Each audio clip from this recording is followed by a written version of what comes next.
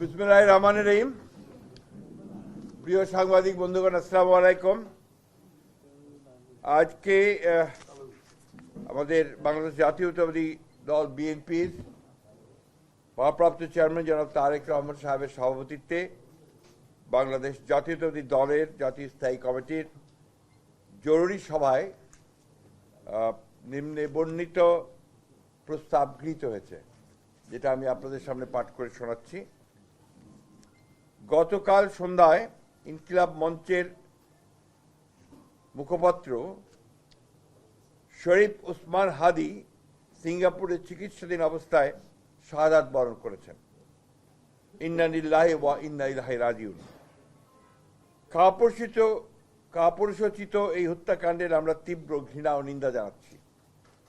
অবিলম্বে হত্যাকারীদের গ্রেফতার ও বিচারের জন্য আমরা আবারও দাবি জানাচ্ছি। এই অনাকাঙ্ক্ষিত মৃত্যুকে কেন্দ্র করে গতকাল মাঝরাতে দৈনিক প্রথম আলো ও ইংরেজি দৈনিক স্টার সহ আরও কয়েকটি প্রতিষ্ঠানে একদল উচ্ছৃঙ্খল মানুষ অগ্নিসংযোগ করেছে।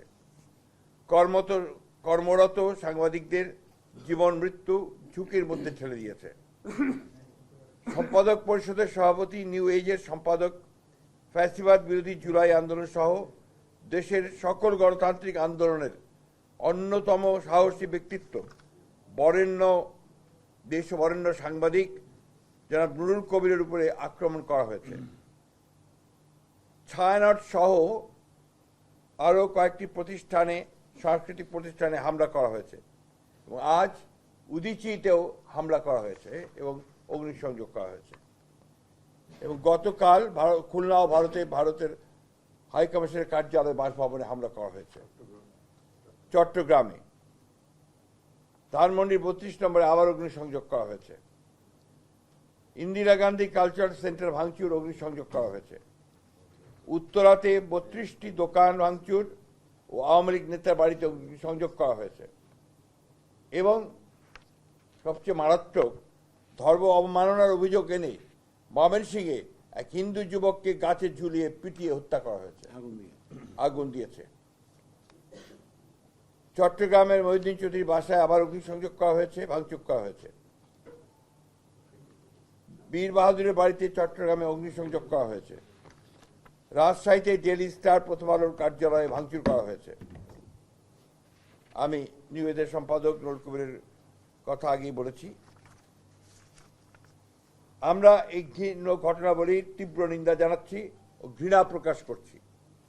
যে ঘটনা প্রমাণ করে একটি পুরনো চিহ্নিত মহল দেশকে পরিকল্পিতভাবে নৈরাজ্যের পথে ধাবিত করতে চায়। অনেক রক্তের বিনিময়ে অর্জিত আমাদের ভোটাধিকার তথা গণতান্ত্রিক অধিকারকে তারা নস্যাৎ করে দিয়ে দেশে ফ্যাসিবাদের একটি নতুন সংস্করণ তৈরি করতে চাচ্ছে। সরকারের নাকের ডগাতেই তারা এই তৎপরতা চালিয়ে যাচ্ছে। জনগণও মনে করছে যে সরকারের ভূমিকা সন্তোষজনক নয়। ফলে দেশ বিদেশে সরকার তথা দেশের ভাবমূর্তি ক্ষুণ্ণ হয়ে চলেছে। ইতিমধ্যে এই হত্যাকাণ্ডের প্রতিবাদে দেশের সকল রাজনৈতিক দল প্রতিবাদ করেছে এবং হত্যাকারীদের বিচারের দাবি জানিয়েছে। হত্যাকারীদের গ্রেফতার করে বিচারের আওতায় আনতে সরকারের প্রতি চাপ সৃষ্টি করে চলেছে। এরূপ পরিস্থিতিতে এই ধরনের ন্যাক্কারজনক হামলার আমরা জাতীয় সংসদ নির্বাচন তথা গণতান্ত্রিক উত্তরণের প্রক্রিয়াকে অনিশ্চিত করার ষড়যন্ত্র বলেই আমরা মনে করছি। শান্তিকামী গণতান্ত্রিকামী দেশবাসীর পক্ষ থেকে এই ঘৃণ্য ষড়যন্ত্রকারীদের আমরা হুঁশিয়ার করে দিতে চাই। এত রক্তের বিনিময়ে অর্জিত আমাদের দেশকে আমরা ধ্বংস করতে দিতে পারি না। এই অপশক্তিকে ঐক্যবদ্ধভাবে রুখে দিতে হবে। এই ষড়যন্ত্র প্রতিহত করতে নৈরাজ্য বিরোধী সকল রাজনৈতিক সামাজিক শক্তির আজ ঐক্যবদ্ধ হওয়ার কোনো বিকল্প নাই।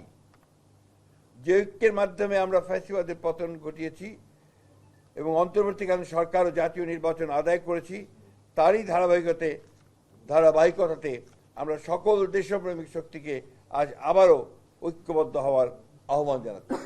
ধন্যবাদ।